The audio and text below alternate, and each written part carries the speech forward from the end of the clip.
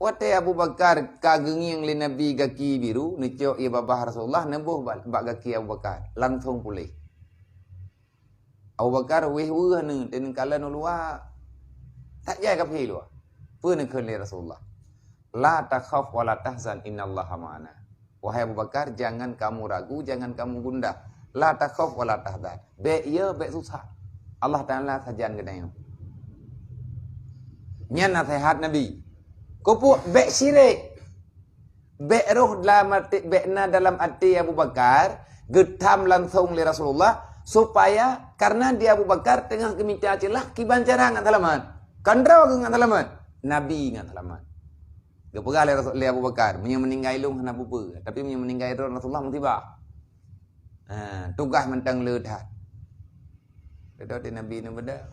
Jeng ulianya kai na Indo. Hai tu biar lagi. Uliat dah kapro nang kene.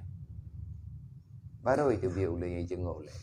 Nyodro ke yang kap Abu Bakar. Nya, kepo kayak kap yang putalah. Beraya salah ke Rasulullah. Long taho hana kujak ku dende ino koe. Kamu tonton ino koe. Ku preh pajan truk drone.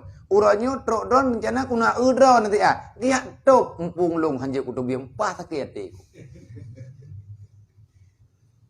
Rupanya li Abu Bakar salah prediksi. Nekhe Rasulullah. Nah negala Abu Bakar kan salah drone Abu Bakar. Gemayang Rasulullah. Kailang ku fikir hana ulia agak kai ke pada Abu Bakar. Yang nan ulia kan bro kai ke. Nah hana mendu. Iji katrep kai dengar le ulianya. Sebab Nabi Muhammad gautus oleh Allah kan ke manusia atau wa ma arsalnaka ila rahmatan lil alamin. Artinya nama makhluk yang ada dalam dunianya najatah rahman melalui datangnya Nabi Muhammad.